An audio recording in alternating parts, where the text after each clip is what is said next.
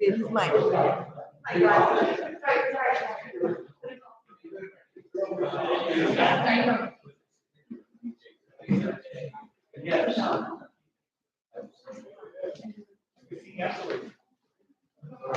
So, how are you going to have to take the rules up to you? I'll sit here. Yeah, I'll be here. But you're going to walk all the way around? Or you can take this around? No, it's dying on me. And I have my notes on there. And so we can, I don't know. Mine's not, there's yours. So we'll just come around in here. This is okay, Hugo? Okay, all right. And then,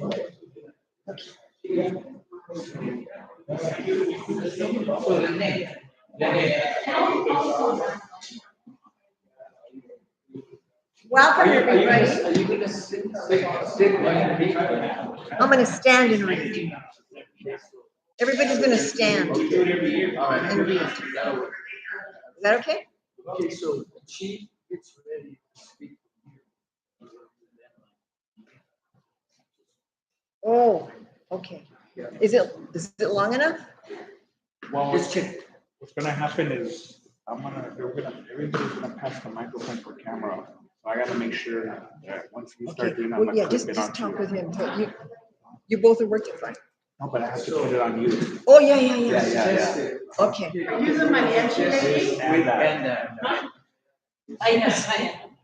Oh, is that Hobby? Oh, yeah, give me Susie. Okay. Oh, goody. So Susie's coming. So let's put this.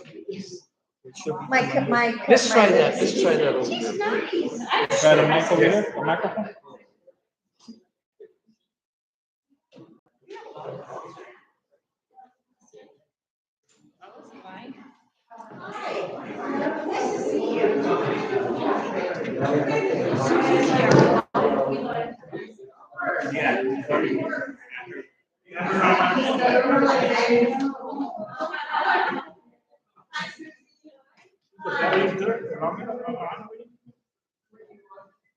Over here? Yes, Susie here and I'm here.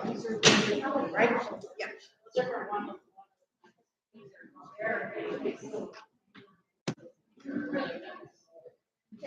Okay. Don't stop yet.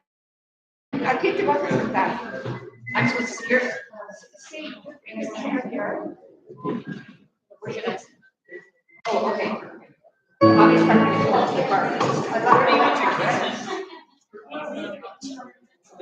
kiss from here, over here. Move that over here. Javier's I coming. think it's charged. I don't know. Ask him. Let's see. Okay. I believe so. This is charged, right, Nina? I get a plug in. Does she know? Charged, right? I need to move it over there, so but I gotta plug it. So it's charged. Ain't gonna work.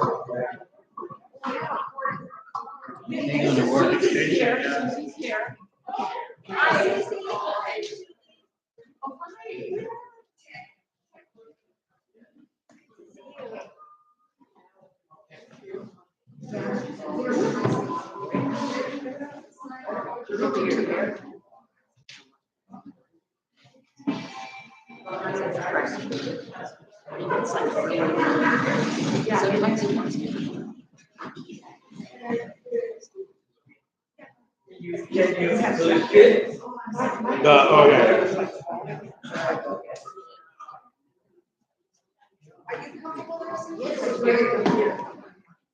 You over there? You good like this, Hugo?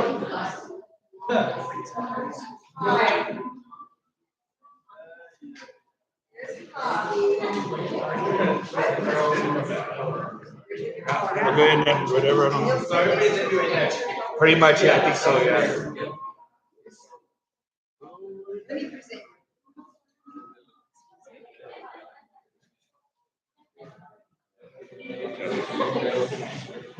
Hey, how are you doing? Good to see you, bro.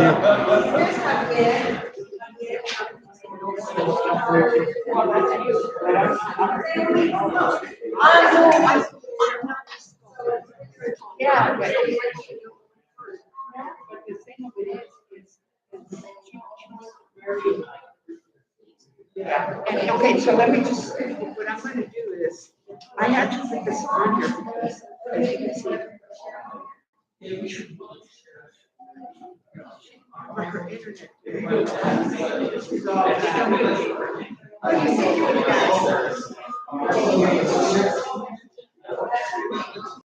Yeah. So basically what I'm gonna do is.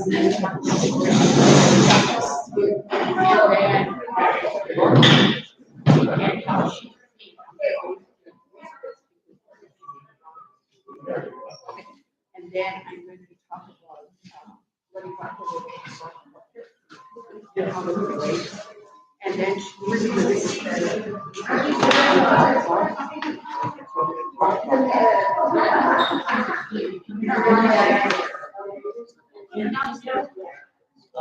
well, I'm going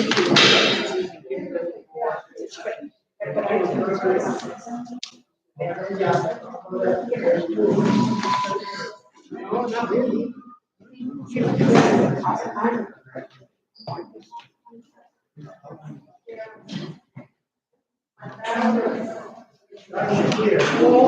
Over here? Yeah.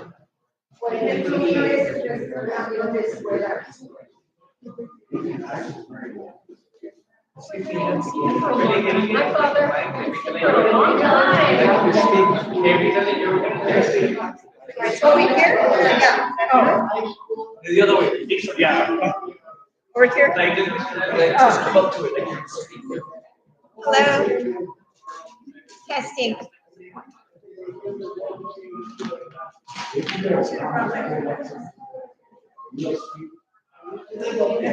Yeah. Okay, so not really much we could do. Yeah. We need this right here. Unless if you put this behind. You have the microphone. The microphone. Oh, yeah, you put it back. Go ahead. But then we could do it right there. That way we only have one. Let's see. So you're gonna come this way? I'm working, yeah, they're gonna tell me. Yeah, it's kind of. There's no way of putting this right here, Toto. This right here. No, because he's catching that over there. Let's see. This is what he's catching right here.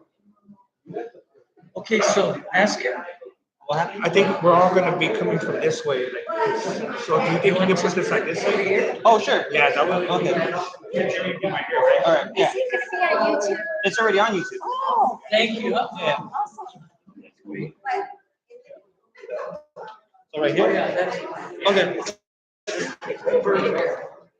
Mhm. Yeah, you're still getting what you wanted before, right? Yeah. Yeah. Okay. Yeah. When, because I'm gonna, if I need to, I'll just like do this or that when they, yeah. Oh. Wait, get these out of the way. His water bottle. Yeah, there you go. Yeah. Sorry about Let's see, is it on? Testing 1, 2. All right, we're back and we're live. Yeah, thanks for it's the rats and the stacks and the baseball wax and the hoodie. Ooh, here's a song for you. Lollipop, lollipop, oh, lollipop.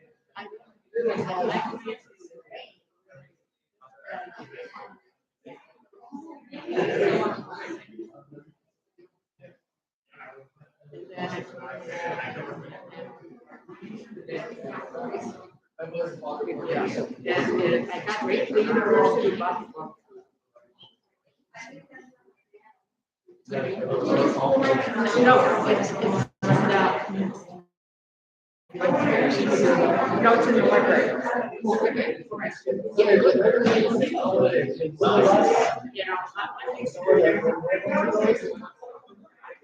Oh.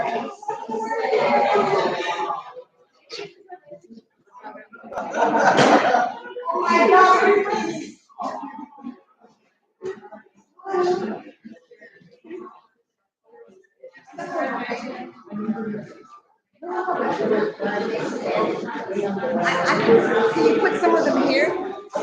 That's Suzanne. Here's Suzanne. Yeah. Oh, I remember. You put some here.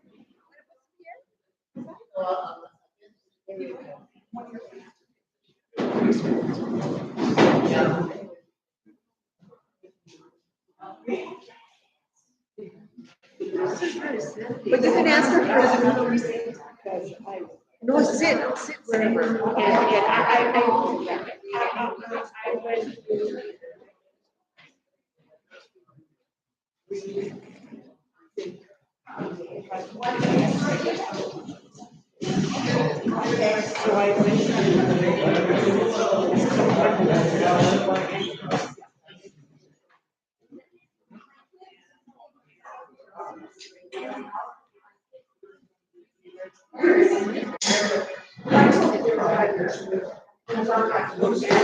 And no more.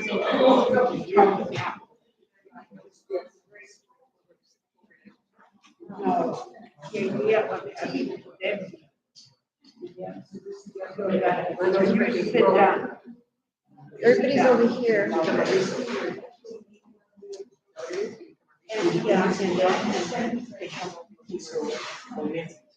Academic.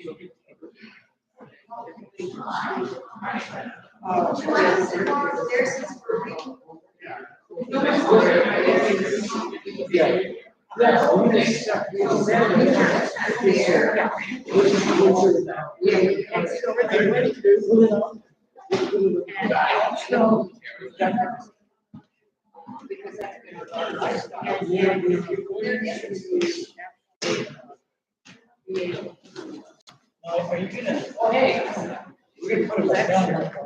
Because you're ready to switch. Can't see me, but I can see. I know. Well, let's try that. Go ahead. Yeah. Very good. Yeah. Yeah. And so, to me, I have to and you know, just, not that I really wouldn't do that, but You do. I wrote, like, this is how I feel. So I had to wrote to Yeah. Yeah.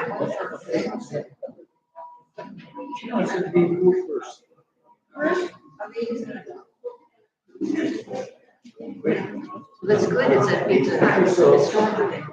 yeah, but I have to. Because.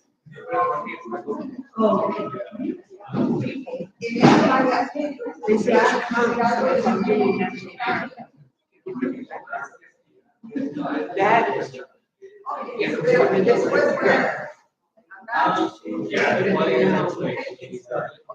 So I.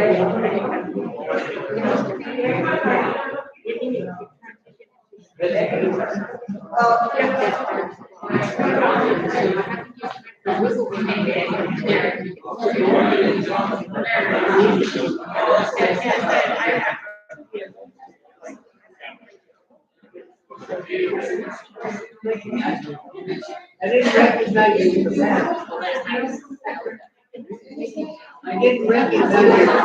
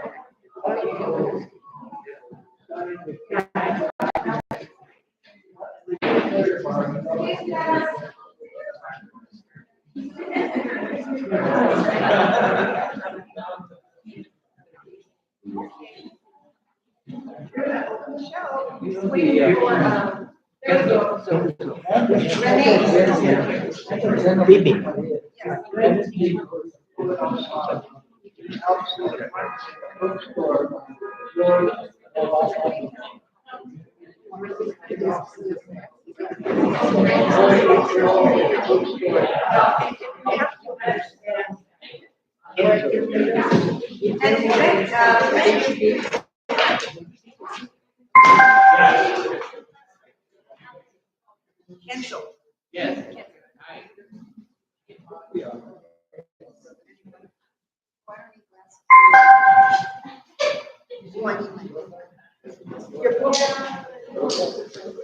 What's on there? Oh, there it is.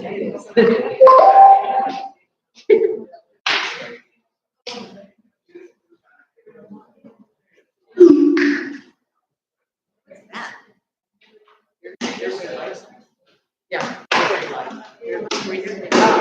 Vibiana, don't forget.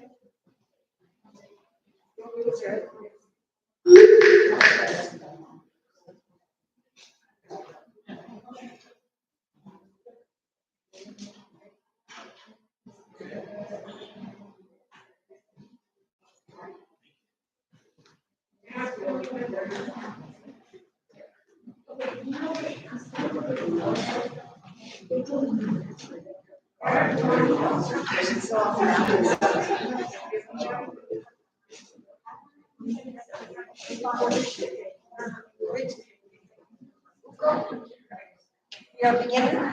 Okay, we're ready to rock and roll. Action.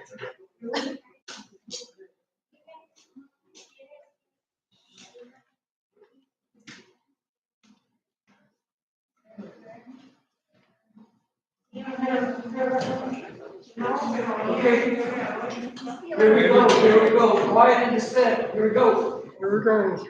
Good afternoon, everyone. Welcome. We are in a historic place right now. After 170 years, this church has been transformed throughout the years. And in the 70s and 80s, it became a beacon of hope for people who are disadvantaged. We've been siempre con las familias, siempre abogando por los jóvenes, los estudiantes. So I'm proud and happy to see all of you here tonight. What we're going to be hearing is really get you at the heart. And that's all I'm going to say. When I read some of the poems, I can see Liliana. I can even smell her. And that pain, hope, and love is in there. So why don't we begin? But let's all say, Viva Vibiana.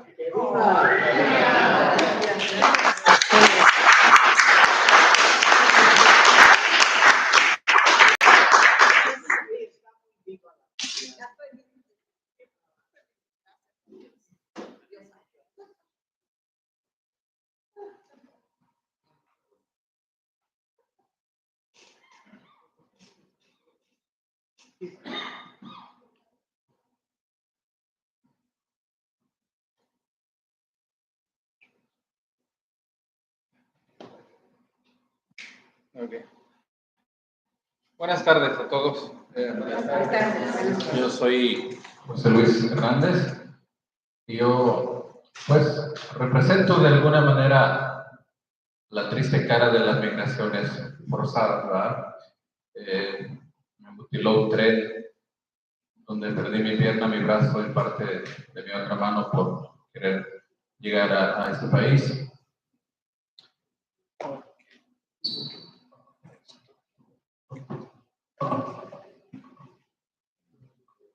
Y bueno, hoy vivo en este país bajo un proceso de asilo político. Hay un pensamiento que dice, solo le pido a Dios que el dolor no me sea indiferente y que la reseca muerte no me encuentre vacío y solo y sin haber hecho lo suficiente. Creo que eventos como este son muy buenos porque de alguna manera recordamos a los grandes luchadores, los que han luchado porque el sistema cambie, que haya igualdad para todos y todas. Y yo en especial lucho junto al padre Richard y aquí en esta iglesia donde nos reunimos. Lucho con un grupo de inmigrantes con discapacidad indocumentados, los cuales somos marginados o existe un desinterés de las autoridades de poder hacer algo por esta población. Y nos reunimos aquí cada 15 días en este salón donde estamos ahora y buscamos pues que nos una el mismo mal en común que tenemos todos y poder luchar para poder acceder a los programas que existan, para que todos vean en nosotros la cara humana de las migraciones, pero que también se muevan a compasión y que no nos hagan a un lado solo porque no tenemos un número de seguro social o un estatus legal en este país. Todos son cristianos de alguna manera, todos los que estamos aquí, ¿verdad?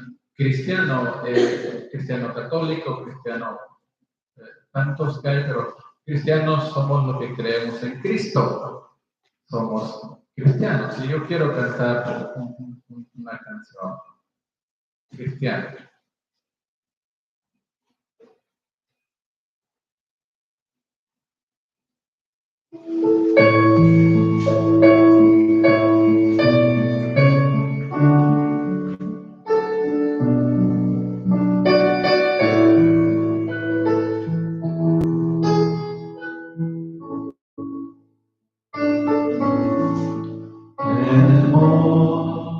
De Calvario está una cruz,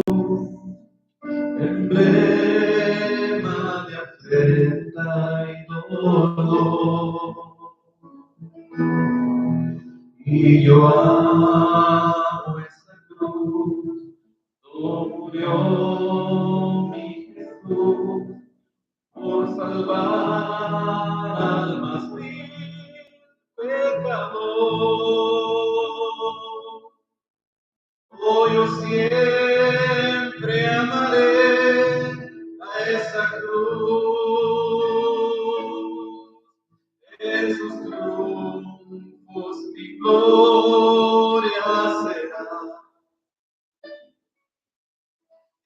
Y algún día en vez de una cruz,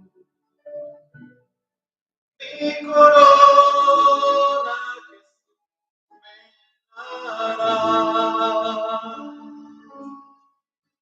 y aunque el mundo desprecie la cruz de Jesús, para mí tienes una canción,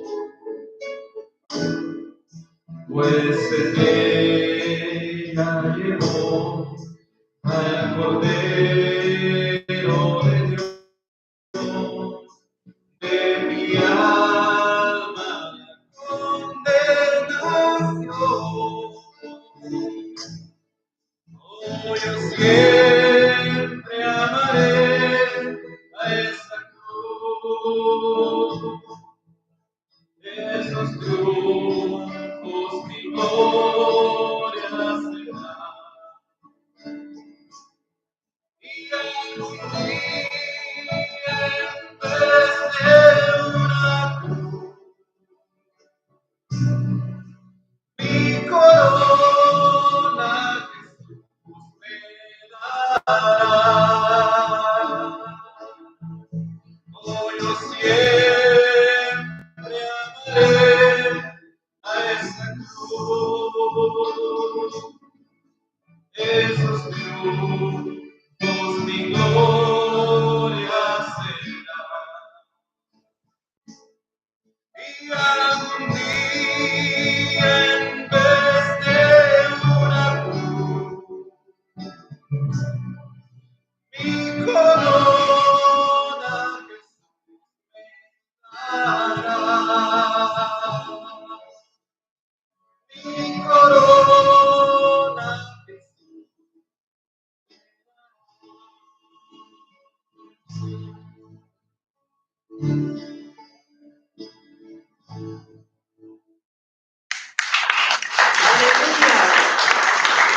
Jesús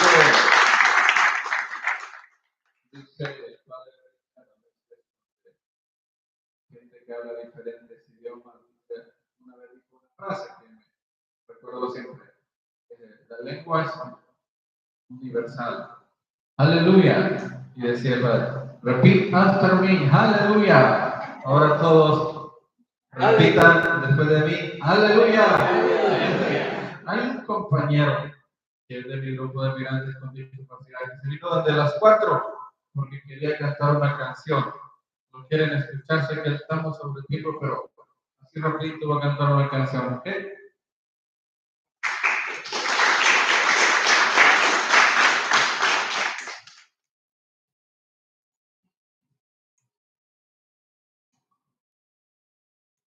Buenas tardes a todos, mi nombre es José Luis Arias y la canción que les voy a cantar a todos ustedes es de Epiphany, que se llama Creí.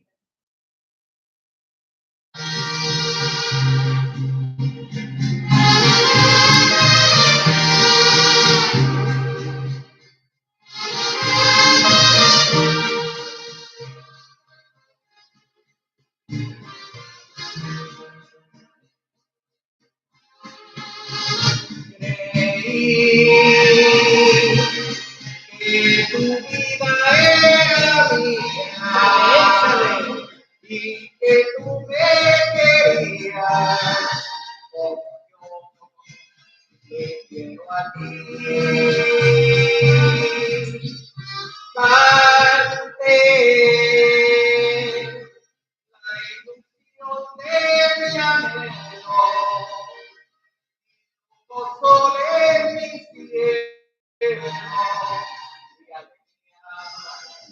Mi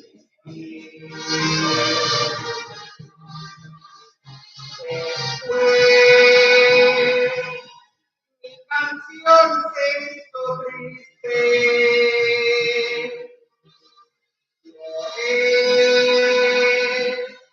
Cuando ya te perdí.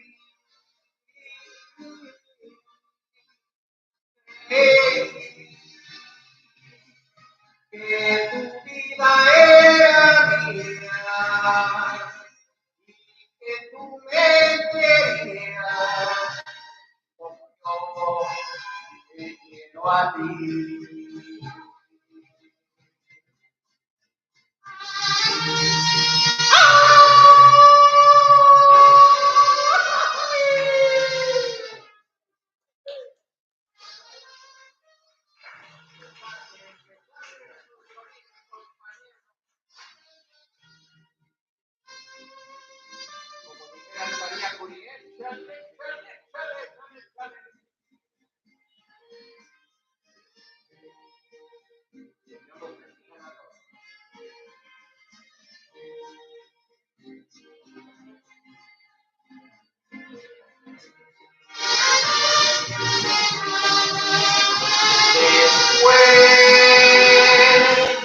Mi canción se hizo triste.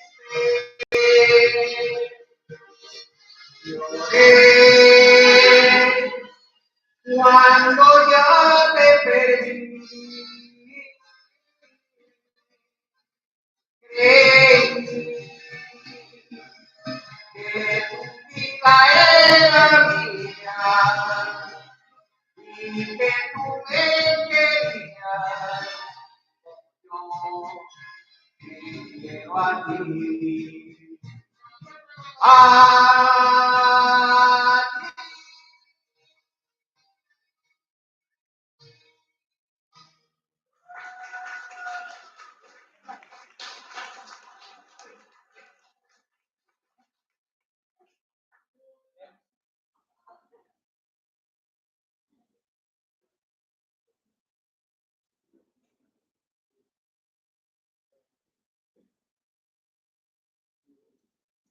Javier Chávez, todos.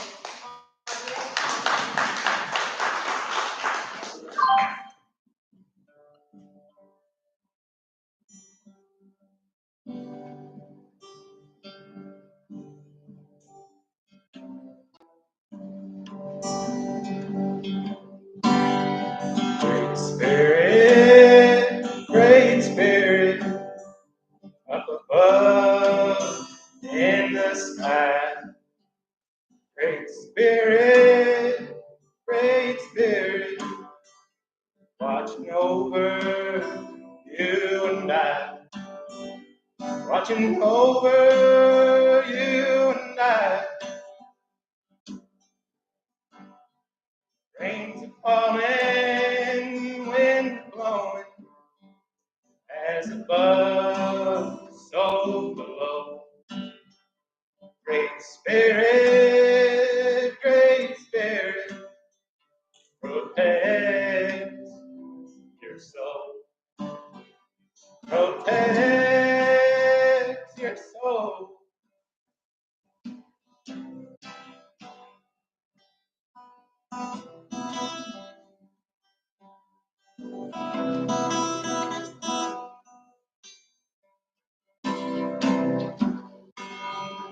Ancient language outside of time connects the heart to the mind. Great Spirit, getting closer every time. Getting closer every time.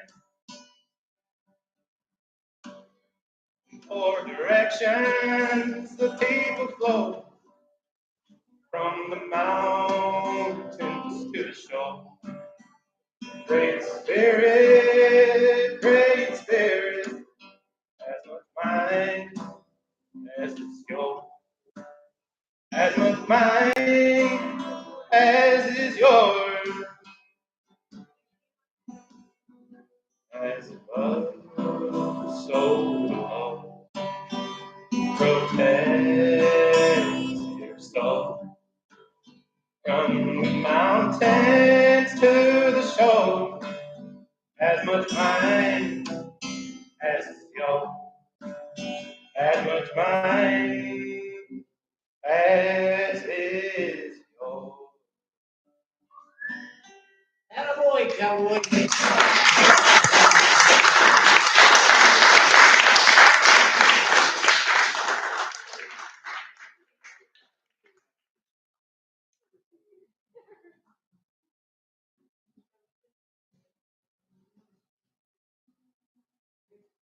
Hello, everybody. Thank you for being here.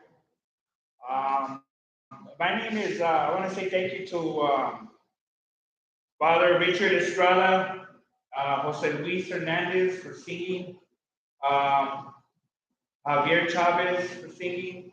My name is Rene Rodriguez. I'm of Teatro Urbano.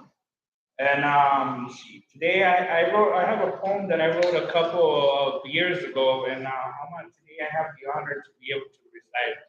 And I'm happy to be here because I was personally invited by my family of artists here. And it's a very honor to be here because my Nina, Vibiana, personally invited me. So here we go. Test you. You're on. Okay. To think is a power misguided. It's used by the minds that keep us divided. This system is led by them. They are really the ones who are committing sin. The blind is leading the blind into a ditch. The poor being oppressed by the greedy rich. You know, I just rather hitch my load and leave this world. A world that's turned upside down and it seems like we're spinning backwards. The foolishness is what's causing death and disaster. But a master I am onto the scam. The people, they're lying. If the pandemic is a hoax, why are people dying? If you believe me, okay, I'll believe you. What you say and what you do. But give me the guidance, I pray, to the highest, that my brain intake the knowledge to move forward and toward the streets. Organize the peeps to rise on their feet, to roam, where all the brown buffalo roam. If you can't stay and fight the fellow, then you must go. And I'll say que te vaya bien, que te machuque un tren, pero de todos modos, que te vaya bien. You know? Can you feel the tension in me? May I mention, if it's ever the end of my show, over that big wall they're trying to build, I'll go. The natives smoke clouds abroad. I'm a Chicano chanting out loud, and I am allowed to say what I want to say. Soy como soy, I'm ready to play. Ha ha, sopas, tamales, chilaquiles, we eat all day. My flesh and bone, mi corazón is hard as stone. I got certain feelings, and these are my dealings when I'm shedding myself to the core or dropping my peelings. When it's my time, I always ask the Creator to use me as a shield against a mass shooter, racist hater. I'll give my life for, and so another can be a mother, father, a sister, or brother. And the more I think, the more the world stinks. If I were to flee and evacuate me and my family, well, you know that myth about the pyramids. I would light the fire under them, ignite the rockets under them, and boost her out to galaxy. Thank you.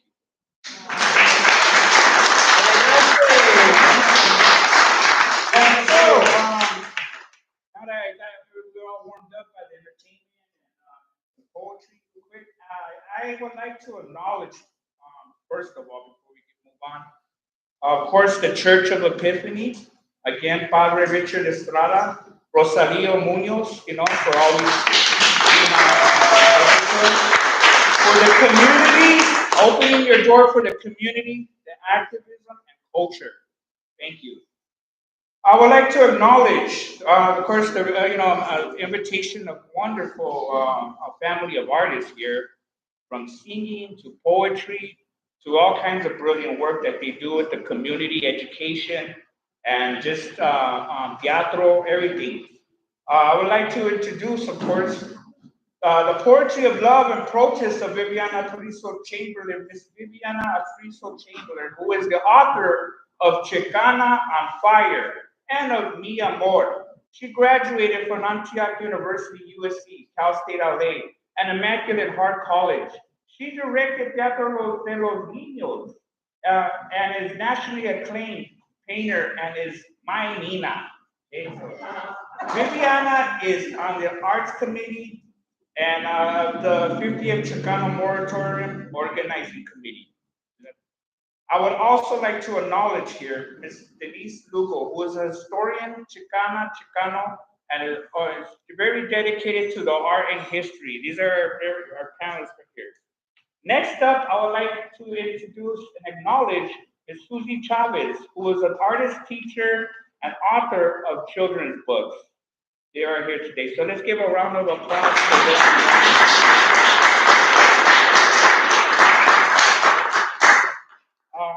Now, at the moment, Ms. Susie Chavez will talk about Viviana's poetry as emotional, spiritual, on fire.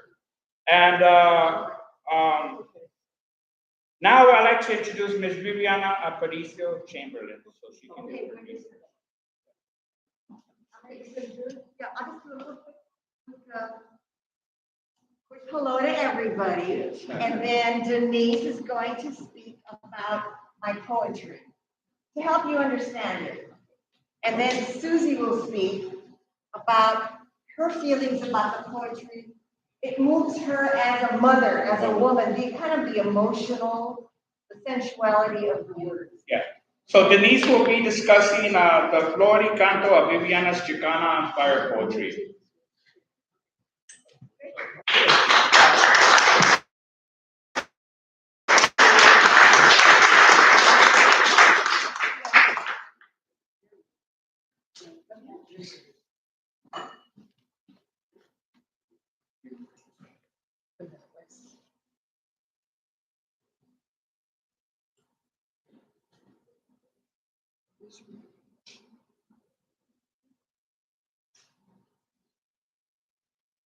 Okay, how about if I do half English, half Spanish, back and forth? ¿Está bien? O nomás completamente en inglés, whatever you guys want.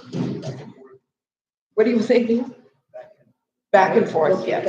Okay, first of all, what I'd like to do is introduce Vibiana Aparcio-Chamberlin. I've known her on a private level since before I was the director of the Latino Museum in LA. I think what is really is important is that Chicano art, Chicano culture is not treated at the same level as Western art or mainstream American art. And what I want to talk a little bit about is Flor y Canto. Flor y Canto is in English song and dance. Lo que voy a hacer brevemente es platicar sobre el aspecto artístico de Vibiana Aparcio-Chamberlin y Flor y Canto. Flor y Canto in English, and basically it goes back to the Mesoamerican. What is Mesoamerica? Before 1519. So el aspecto del libro que hizo Vibiana es básico and see, I'm getting a little nervous so there goes in Spanish. Y lo que pasa es el aspecto that, again, the voice, the word, the expression. In ancient Mexico, before 1519, what we had is the natives, and the communication of them was through the idea of song and dance. And what Vibiana is doing, she took this further and included it within the context of Chicano, Chicana, Chicanx. And so the book is about her personal experience. She freezes her historical memories of the Chicano moratorium, her activism, and her role as a young female and mother and teacher. And within the Chicano spiritual energy of song and dance.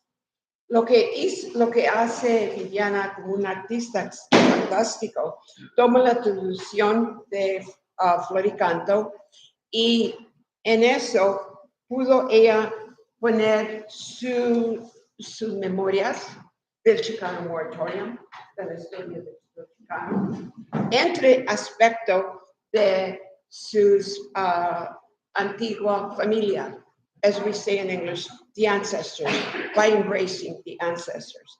What makes Chicano culture different than anything that we have is we need to keep in mind that before it became the United States, it was what we call Vizcayana.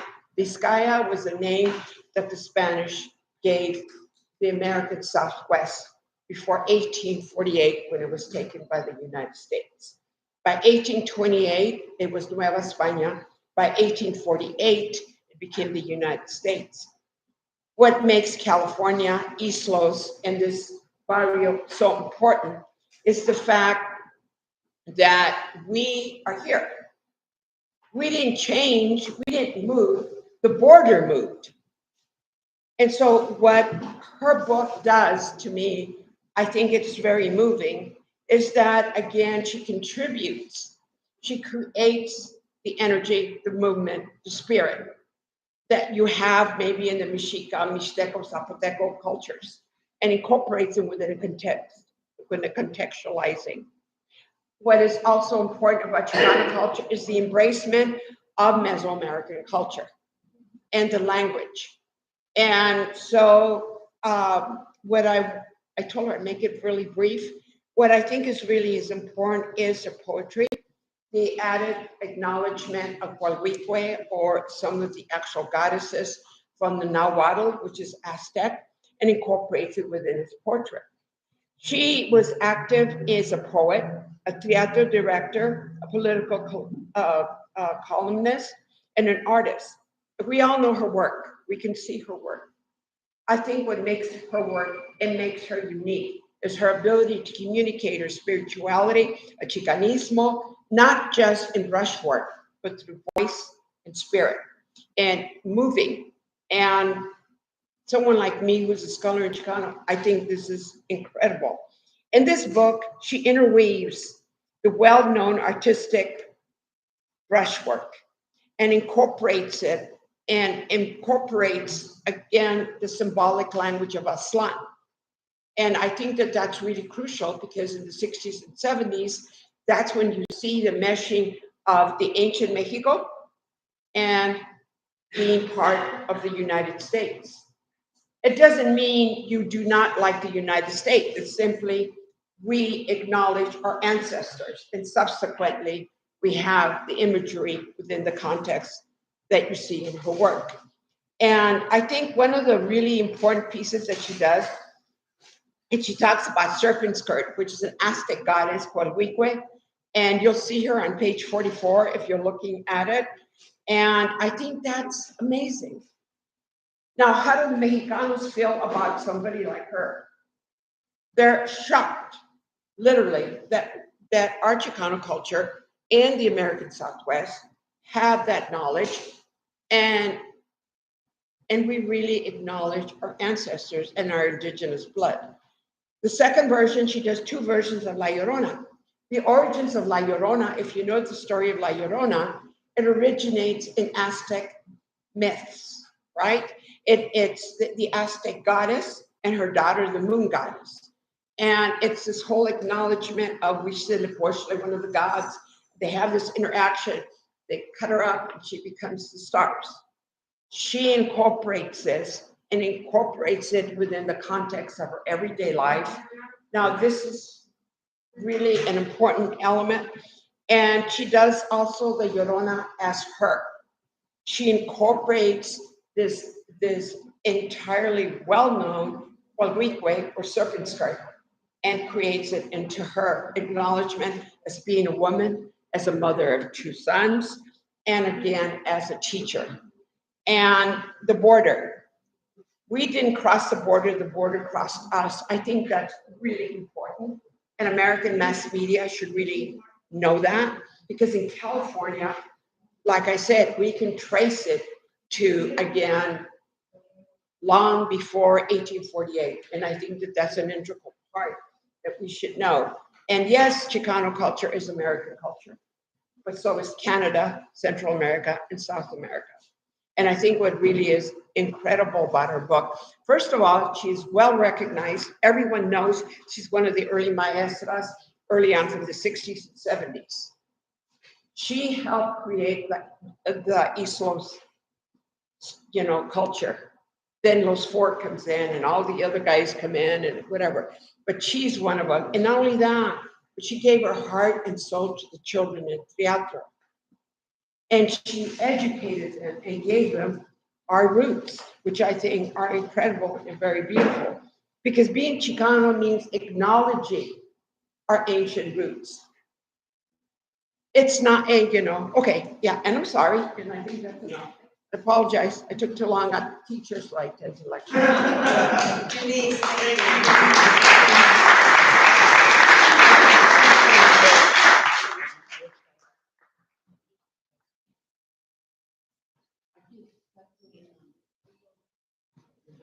Thank you, Denise Lugo. Oh, I'm Thank sorry. you. And now I would like to introduce Ms. Susie Chavez, who will talk about Vibiana's poetry as a emotional, spiritual, and on fire.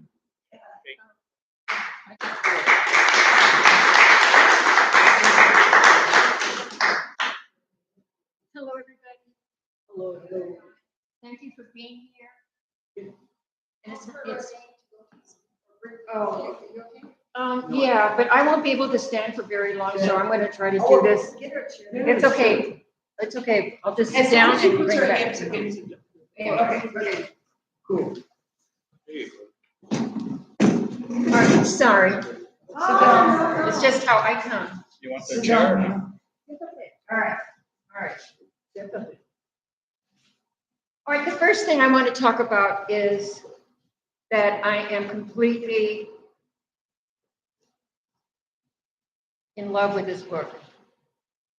I've watched it. Vivian is my cousin. Oh. So Vivian has known me since I've been born. She's a few years older than I am.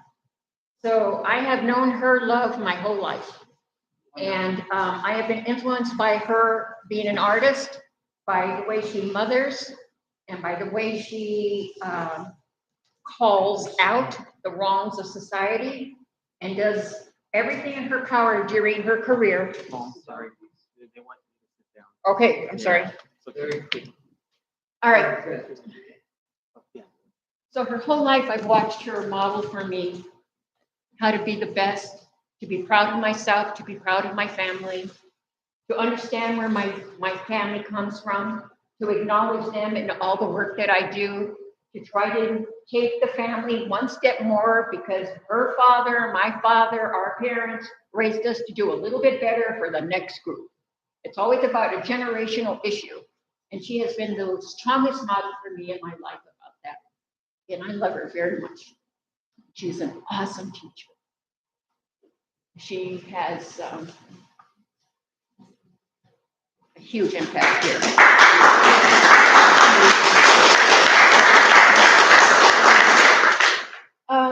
I love the way that she started on page 29, the first chapter, how in the United States, children are not safe. And that pretty much, I love that she started the book this way because that's how I know her. She has made it her life's journey to question everything. All through college, when she was learning all the ways to teach children, she questioned everything about how that was done. She sought ways that were alternative so that she could bring a new and fresh, different approach that would kind of equalize people's status in the classroom, and their language had meaning and purpose and respect in the culture of the schools. So I'm really happy that she started off with something very beautiful and very simple and from the heart that lets her know, sets the heartbeat for this whole book. Is that she cares about children, and that's where it starts for all of us, I believe. And that's how people are called to be educators. It's a calling. It's a gift. And if left alone to do it right from the gifts that they were born with, they will excel and be great teachers. But you fit brilliant, great teachers into a system that just wants you to do it one day their way, and will lose all the brilliant ones like Vivian. So she had to go through years of being brilliant, but not being supported in different ways, of being different. And maybe what happens for a lot of being that, I used to teach at the University in San Diego, and what I've watched is that a lot of teachers had to go through the horrible heartbreak of having to do stuff that were being told to do in the name of being good educators. But instead, what they really knew that they came with and what their gifts that they came with is about how to make a change. And she is part of that system. And she has, for every child that she has taught over the 20, 30 years that she was a teacher with children, she has empowered hundreds, if not thousands in this city to look a different way, and to always know where you come from and your strengths. I was very, very impressed with everything in the starting of this book because it helped me get to the story of the whole movimiento. She has been involved in it since she was young. And then when it happened, the horrible incident at the Chicano moratorium, which on page 33 is a beautiful beginning of that story. I love how she did it, and it became not only a beautiful poetry piece, but the chronology of it is that she is telling the story of our history, our experience. This incident was not written into the state textbooks. This incident was not told from our perspective. So this is a way for us at this point to see some of the things in here in her poetry as excellent historical, original, authentic resources to share in your classrooms. To be the parent who knows some of these poems and knows some of these stories, so when their kids come home and say something about this, you can add a little bit to the discussion. So I love how she did this whole story. I love how she broke it in pieces. On page 34 is one of the most powerful lines for me. When I read this, I just was like she's in my head. She goes through the story and she's telling about what happened that day. I froze. Part 4 says the first line, I froze, lost my speech. I cried inside my head. That line helped me encompass all of my anger, all of my fear, and I felt understood about that day. That day, for any of us who were there participating and marched and watched mothers and grandmothers pushing strollers and having the mace, having people, cops just pushing people and hurting people and shoving grandmothers or pushing strollers, that changes your mind forever. That changed my mind about cops forever. Children, you're supposed to have a safe place in the world and have somebody to protect you. And so we grow up as people of color trying to warn our children how to get through the system and be okay and what their rights are and how to handle questioning, what to stop, and when you're asked about stuff that really most people don't get stopped for. So our job is to raise children, get through the system, analyze the system, empower our children, and that's what she's done her whole life. And she's given all of us who have that feeling, and all the children and the parents that she's worked with, have some of that guidance and energy now, know how to get their kids through college and PhDs. Because no matter what, you guys, the dropout issue has been going on for at least 70 to 100 years. We are always losing kids at half the rate. Only 15 to 20% of us go on to college. Out of that, only 5% of us land up having degrees. Out of the 5% who go on to do PhDs, there's only half of them who get all through it. So many of us, the few of us who get through PhDs, go through all but the dissertation because they were blown out by the experience, not supported, and didn't get to do the work they were out to do. So those facts are still here. And we have to support our children. And this is what this book has done for me. I'm sorry, Deb, if I'm going off the topic. But you, through her poetry, she has given us steps to how to question.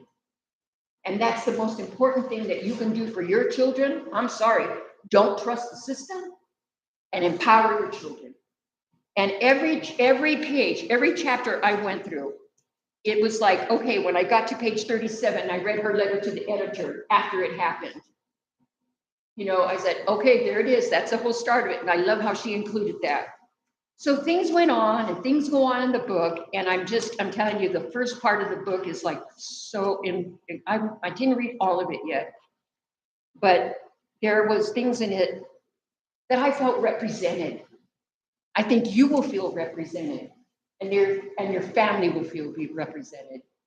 So I didn't get through everything, Viv, and I'm very sorry, but I'm going to say something about one of the last lines to end it, and then I'm done. On page 132, at the very end of the book, she ends her poem, starts the poem, Profound Suffering. Knives to my chest and one deep arrow to my heart. I suffer from arrows and knives. I am a proud woman. Thank you.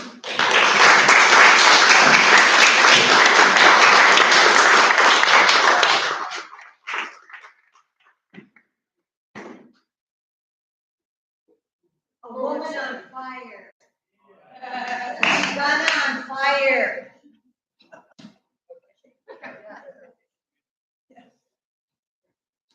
Thank you, Susie. Chavez, thank you. Thank you, Susie and Remember, Denise. the system is led by them. They are the ones really committing sin. Thank you, everybody, for being here. Ms. Vibiana Aparcio-Chamberlin. All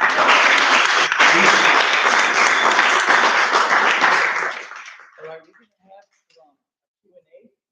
Short, the point? Not yet? But I'm glad you're going to ask questions. Thank you. The book is titled Chicana on Fire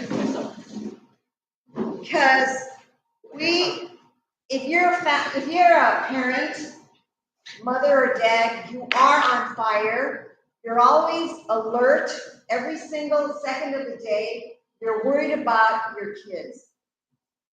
You're worried about if they will be mistreated out in the world. So, especially the mother that gives birth. You give birth and you do not want that child to die in the streets or in the war.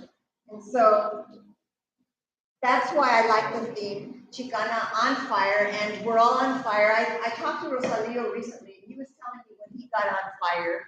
We all get on fire throughout our life for different political reasons.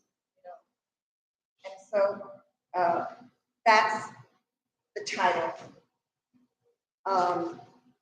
This is a poem. In 1975, I wrote this, and it continues, and it's even worse. In the United States, children are not safe. On the way to school, an older kid will knock him down and steal his money. Kidnappers drive by elementary schools and steal little boys. Many are never found again. If he's Chicano, a teacher will pinch him or pull his hair for speaking Spanish. In the United States, Chicano children see themselves on television as scruffy bandits and evil villains. The white man at the 7-Eleven will call him a dirty Mexican and accuse him of stealing. Signs at restaurants say, "No Mexicans served." Public pools announce, "No Mexicans and Negroes." A mother worries about her children. A mother must be very protective. In the United States, children are not safe. Los Angeles public schools are not safe. Gun cantos. Los Angeles public schools, students tracked from grade 1. Military recruiters sign them up, pluck them from cradles, and lay them in graves. Sons play with guns and grow to maim and kill other mothers' sons. We are the unemployed, the fodder of the military. We are corporate slaves. My son Ricardo told me, "Ma, a man needs to work." I'm going to share with you the day we remember, and in particular, so many women remember but never speak about. They never speak about how they were brutalized on August 29th. Because it's really embarrassing what happened. You don't want to talk about it because you were literally manhandled by sheriffs. Okay. Attacked, tear gassed, and bludgeoned by sheriffs at the National Chicano Moratorium against the war in Vietnam, East Los Angeles, August 29th, 1970. Thousands chanted and sang as we marched and rallied at Laguna Park. Signs said, Chicano power. Schools, yes. Vietnam, no. Basta with a war against our schools. High school and college mecha clubs, mariachi groups, folklorico dancers, a newly married bride and groom, and mothers pushing flower-decorated baby strollers marched to cheers and drum beats. My Teatro de los Niños and the kids from Muir, Blair, and Pasadena high schools joined the East LA kids from Wilson, Roosevelt, Lincoln, and Garfield high schools to protest the high push-out rate of Chicanos in the public schools. And pushed out kids didn't finish schools. They were recruited into the military. They became the thousands of Chicano youth who died disproportionate deaths in Vietnam. Our march ended with the brutal LAPD and LA County Sheriff's attacks on us. We marched into Laguna Park from the northwest corner of Whittier Boulevard and Alma Avenue. Strange-looking guys circled around us. They did not look like Chicanos or community members or like the Brown Berets who monitored the flow of the march. They looked like outside agitators. These provocateurs threw projectiles at the cops who descended on us like vultures. Peter Ochoa, a teenage member of Teatro de los Niños and a Blair High School Mecha student from Pasadena, yelled at us to run to the front of the park.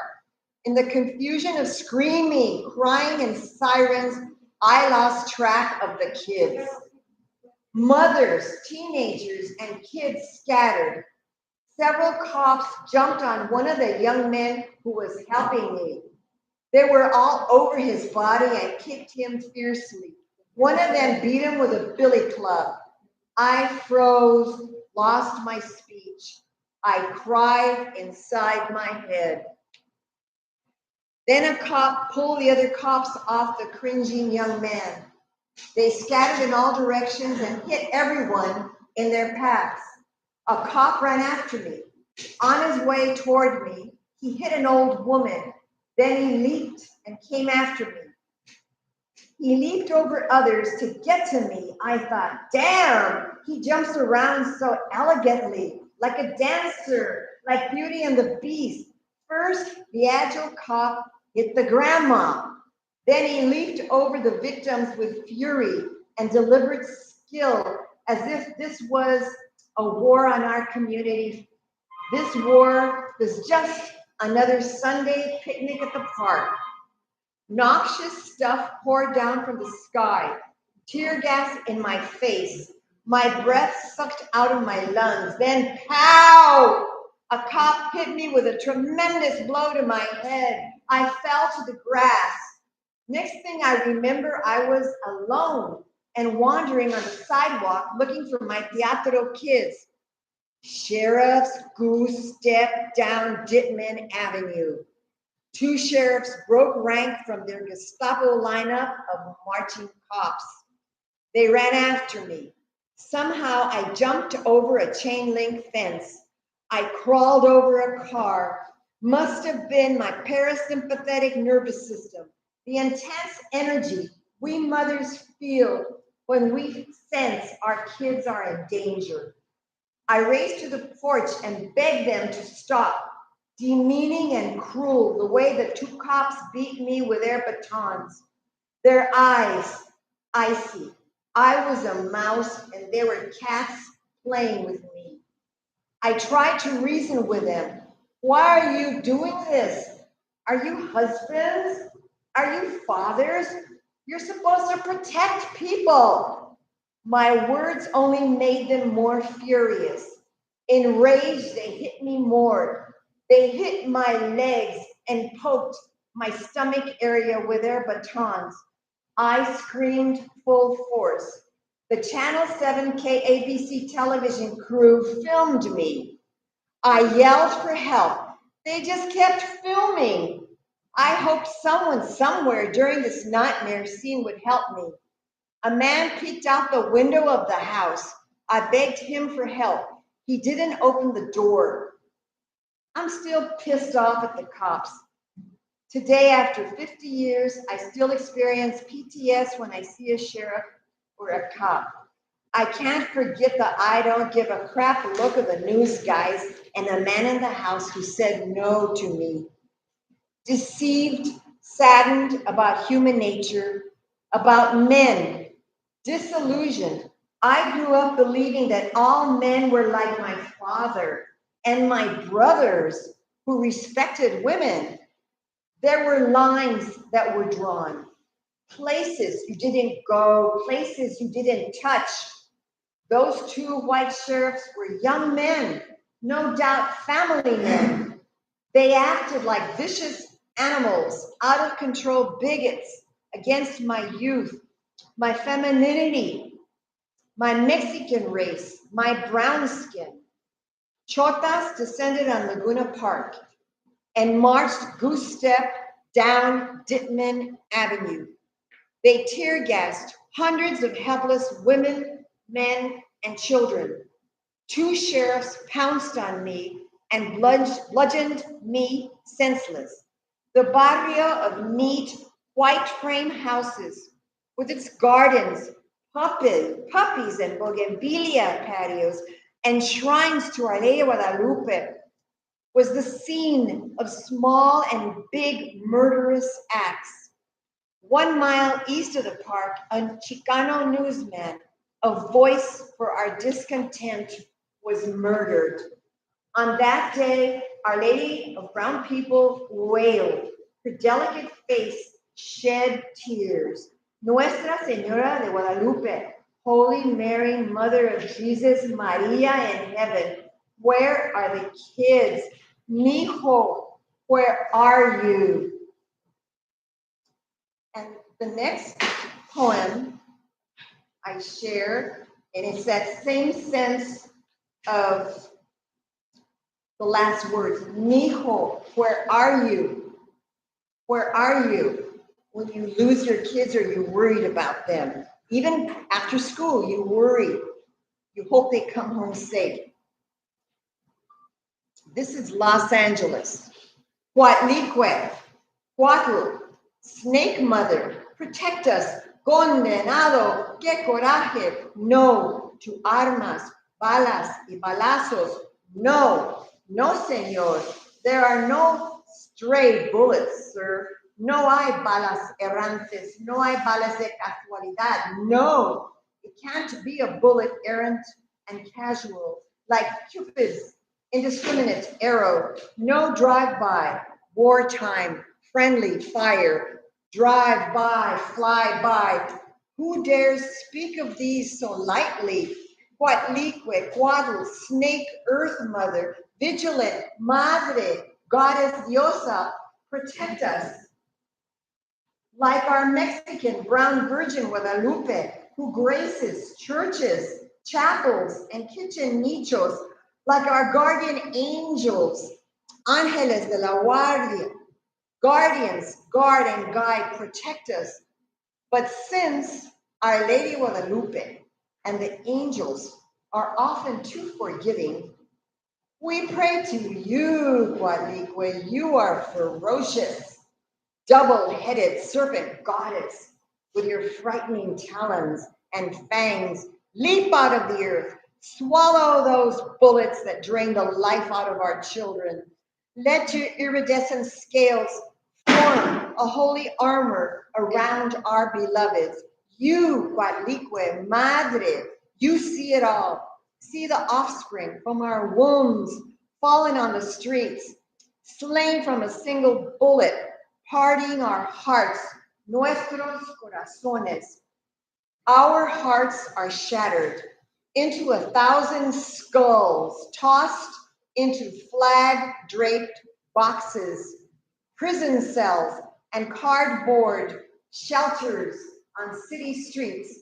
Dearest Guadalupe, our snake mother, if you must, take our seeds into your waiting, dark place where seeds lay dormant, durmiendo, until the hummingbird comes to take our children, spinning up from the sun where they are reborn into the sun. Each day it rises, it must.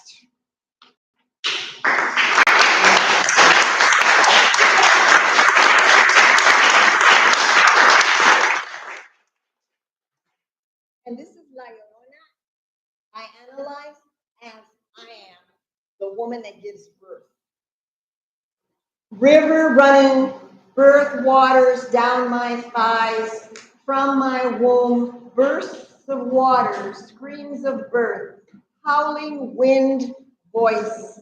I push you out, I kiss you, you lie on my swollen breasts. I nurse your hunger, I nest you forever. I am yours, you are mine.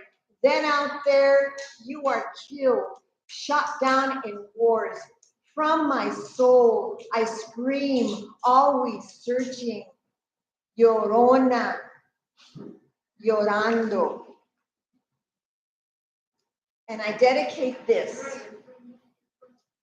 to the woman at the border, the man at the border, the lovers separated by the border. And I use the metaphor of Sonora and Arizona as the man and the woman. And you know how the border separates and destroys family. And I'm going to say this one in español, okay? Sonora de mis sueños.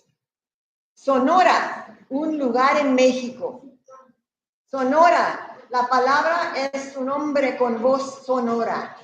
Es la arena del desierto, tan desamparada como el lecho seco del río Colorado. Reposa al lado de Arizona. Una mujer, el lugar que soy yo. Yo reposo en arenas de cactáceas en flor, cercadas por una barrera, una frontera para él. Nuestros labios sin poder tocarse, nuestros alientos sin poder unirse. Él es Sonora, el hombre. Yo soy Arizona, la mujer. Anhelamos tocarnos, pero existe una barrera entre nosotros. Mi amado Sonora, yo soy, compartimos el mismo. Y yo compartimos el mismo zarape al atardecer, rayado de una naranja dorado, penetrado de un jade turquesa y acuchillado de un rojo sangre. Escuchamos música de amor, yaqui, por doquier, pero no podemos amar. En el cielo los danzantes del venado tintinean, sus tobilleras cascabeleras, suenan sus calabazas. Los yaquis con sus danzas del venado invitan a Sonora y Arizona a bailar lado a lado, paso a paso, hombre con hombro, corazón con corazón. Una almohada de Saura espera a Arizona y a Sonora.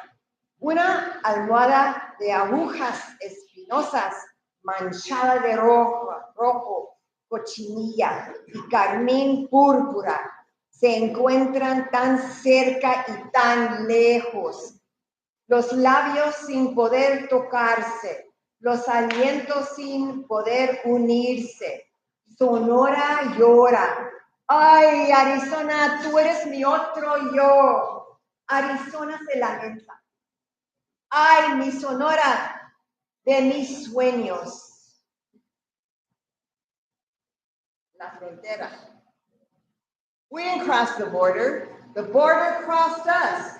With a jagged knife, the U.S. severs our cactus hearts, bleeds the blood of brown children, hundreds of them dead, ossified on the desert sands, others drowned in the Rio Grande, thousands jailed in kennel-like cages at customs, border patrol detention centers, iron border walls and fences of razor wires slash deep wounds across our lands, our birthplace, our families. They cut us off from our ancestors, destroy our history, steal our memories, and deprive us of our mother Mexico. 170 years ago, Mexican territory reached beyond Arizona, Texas, California, New Mexico, Nevada, Utah, Colorado, Oregon, and southwest of Wyoming. We didn't cross the border. What do we say, everybody? The border crossed us. First, there was hope. In 1829, Mexico declared slavery illegal in Mexico and in their southwest territories. Then the problem began. Our requiem began when Mexico declared slavery illegal. In 1836, 7 years after Mexico declares slavery illegal, an enraged U.S. moves to secede Texas and her rich farmlands, copper mines, millions of heads of cattle. They're instituted in 1836, 1845. They act as a paramilitary force to protect the new Anglo invaders. You know who those guys are from Texas Rangers. Manifest Destiny, Westward Expansion by James Polk, 1845, 1849. At the Treaty of Guadalupe Hidalgo, 1848, the U.S. stole the Southwest from Mexico. The U.S.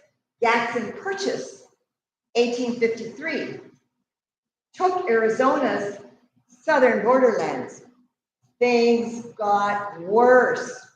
First border fence built in Texas, 1909, to control millions of Mexican cattle. Border Patrol instituted in Texas, 1912. First border wall built in Texas, 1912. Texas Rangers became border security and home guards during World War II and World War I. Bush, Clinton, and Trump enforced oppressive border measures. Bush builds 1990 border wall between Tijuana and San Diego. The Secure Fence Act of 2006 built 700 miles of fencing on California-Mexican border. The result, endangered wildlife, 1,000 additional deaths in the border, and it went on and on. And remember, the border, we didn't make it. Didn't build it.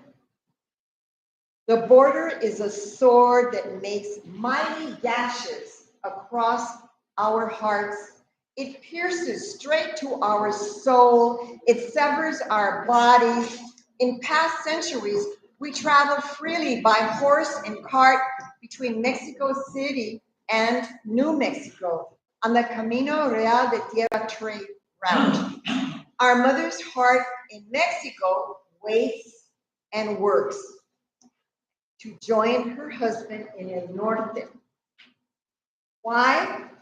To labor, lay tracks, work mines, pick watermelons, walnuts, pick pesticide-laden strawberries, and all California vegetables, hand propagate date trees, butcher beef, feather chickens, train, show, and race thoroughbred horses, lay asphalt and cement, construct bridges and mold fountains, build skyscrapers, weld sculptures, design gardens, build, repair, and wash cars, light, grip, sound, makeup, and build film sets. Seamstress, nanny, babysit, caregiver, nurse, doctor, window wash on skyscrapers and airplanes. Scrub toilets and floors, paint murals, tattoos, fight fires, enterprise food carts, food trucks, backbone every resort, restaurant, motel, and hotel. Truck drivers haul, produce, lumber, tools. Workers labor for little recompense. Remember, all of you workers, you work for the kids, right? It's for the children.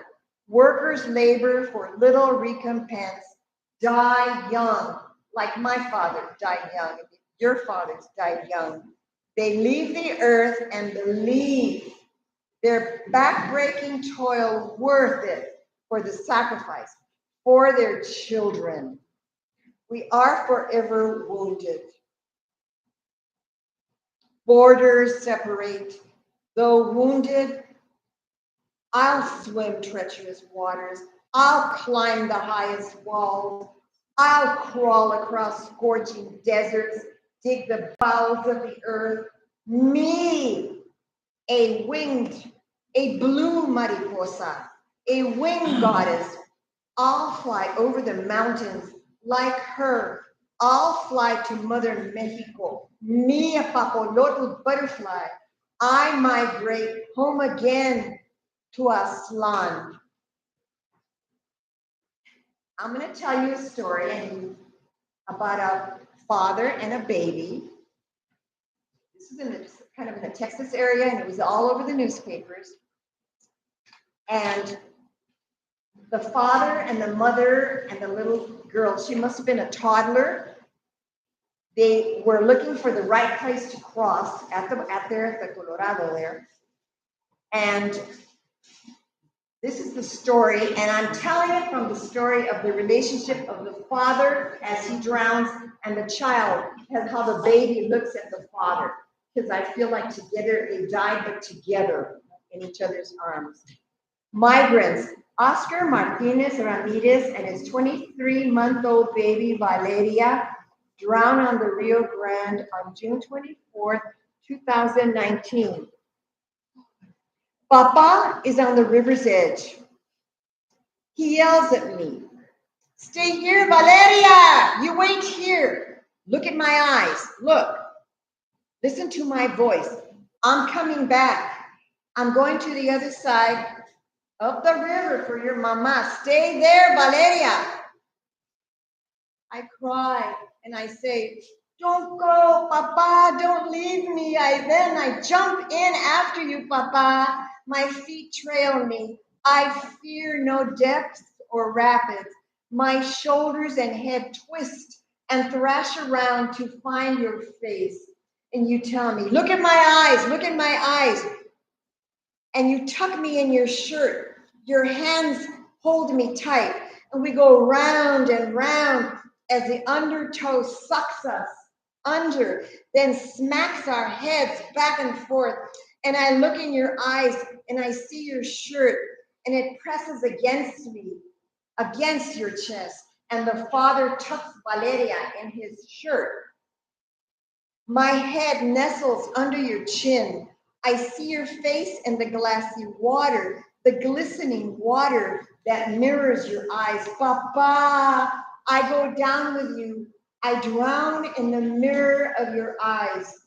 I rest forever in the sepulcher of your arms.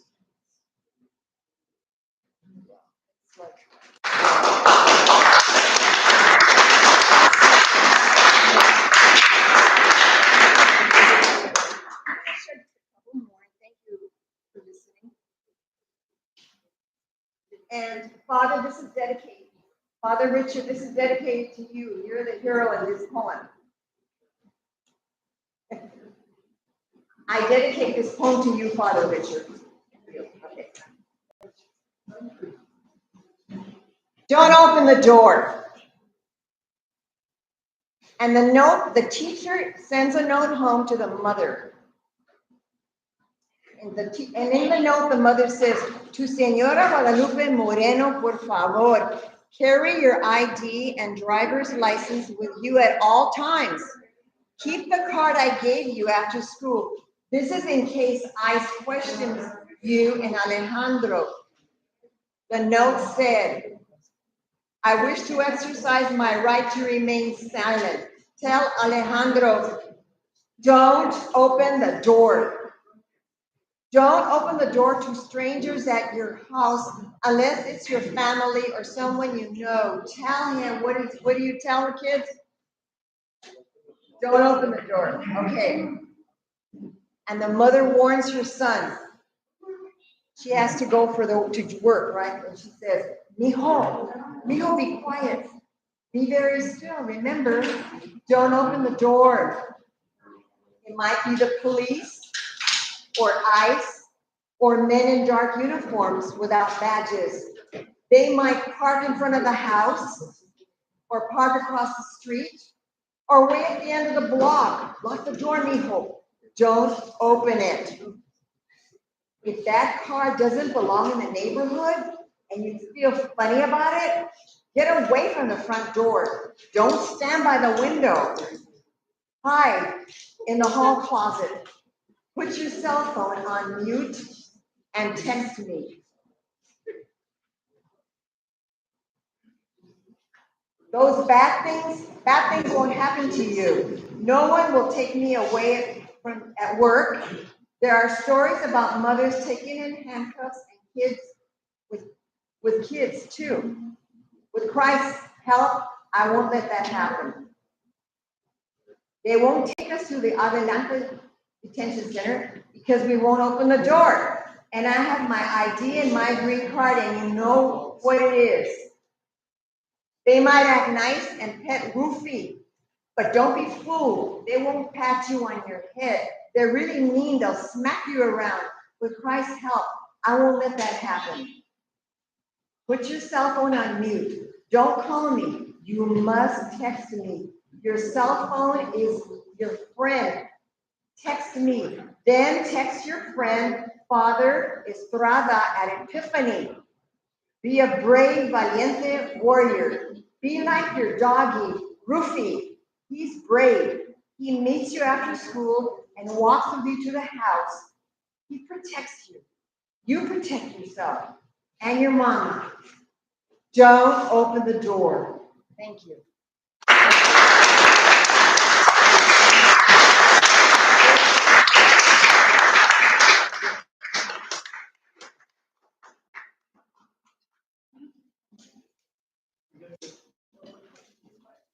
Chicana on fire right here. Right? Yeah.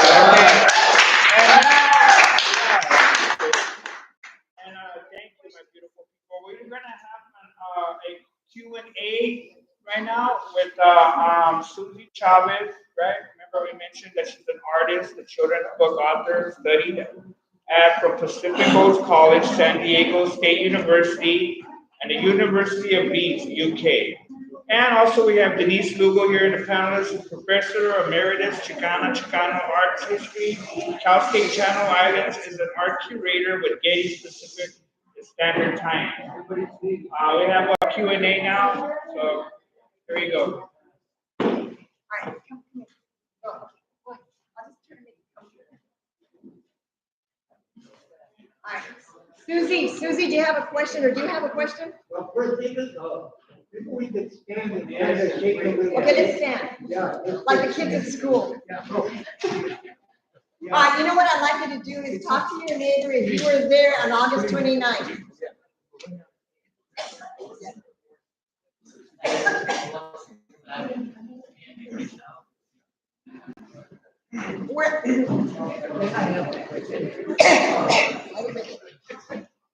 Were any of you at a demonstration? Or at any rally? Yeah, you were. No, but I wanna do changes. I wanna find out about some of the pictures. Okay. What is an Oh, okay. Okay, there is a joke.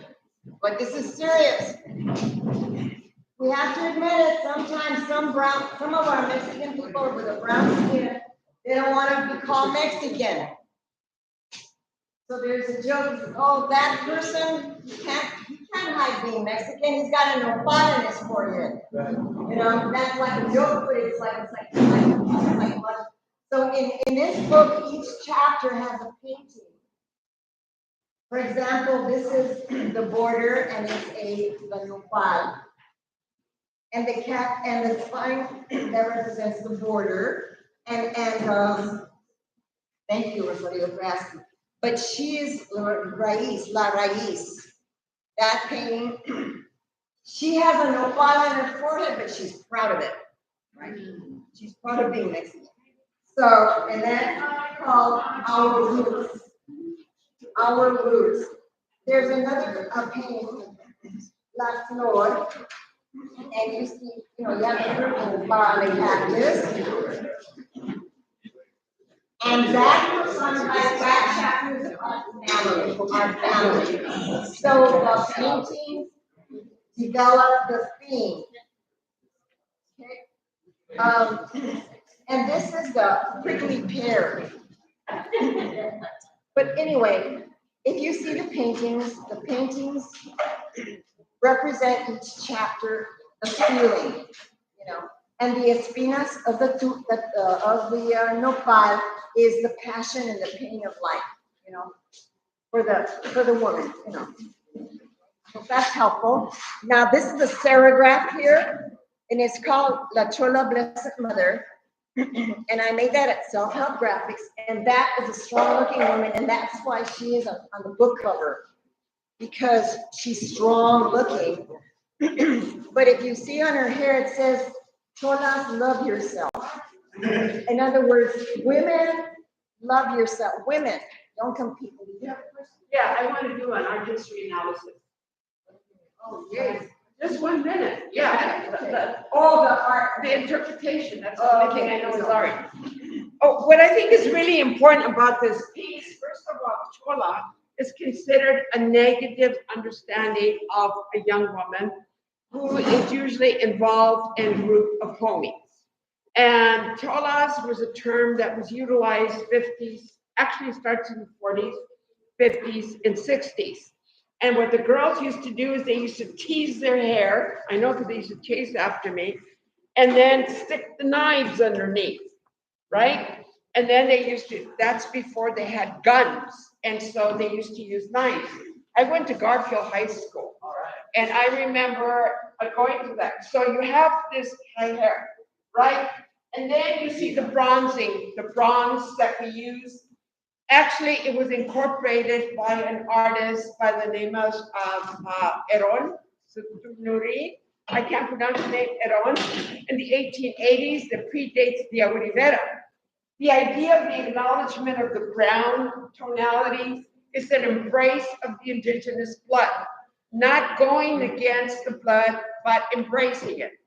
Diego Rivera created these massive murals from the 1920s on, and his idea was to allow people to walk in and be able to understand the stories of Mexico.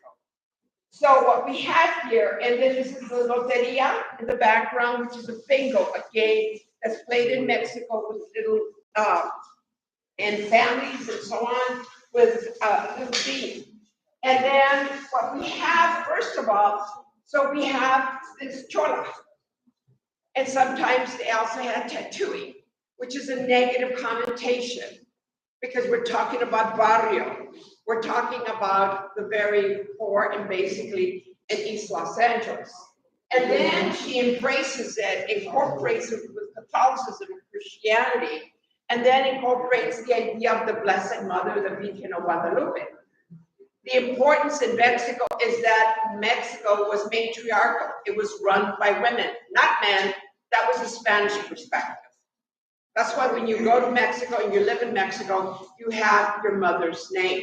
So I think what is really important about the piece. Oh, okay, yeah. Buy the book. Get the book, guys. But this is really, I think, what is interesting about her work is embracing the ancestor and again, the element of getting a gift binary opposition of the negative and the positive. It's incredible. This piece is also incredible because she actually painted on it. Even though it's a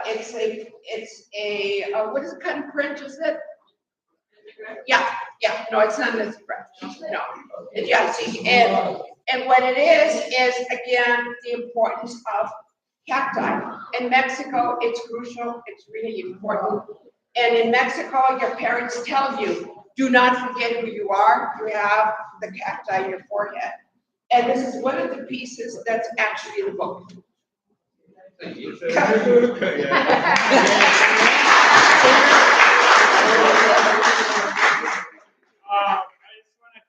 everybody, all my lovely people for being here, all our panelists, Vibiana Chamberlain, Aparcio-Chamberlin.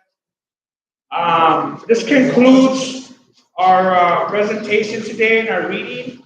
I would like to invite you all with love and hugs to please buy a book and get a signing by Vibiana Aparcio-Chamberlin. Thank you. Stay a little while longer so we can. One more here. I'm sorry. Operation Street Kids, Joseph Sanchez, would like to say a thank you. Yeah, I want to just thank everybody. I'm sorry if I kind of moved around a lot and, but that's part of making it a professional gig. Stand up, Hugo. This is Hugo. Stand up, Hugo. He's our filmmaker.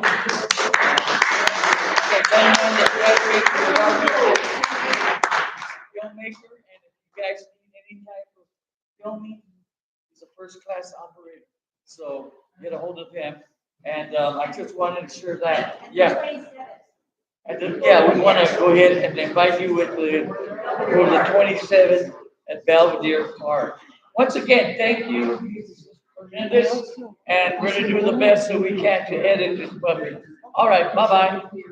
One more quick announcement. Can you guys please grab a flyer for Captain Urbano's Silver Dollar? It will be going on September 16th, 17th, 18th. Right there. I forgot to say that Father here, Richard, we go back years. My mother was one of the founders of SEA, and it was due to my lifestyle living back in the day. Been doing great work. Good to see you. Good to see you. Please buy a book of Chicana on Fire.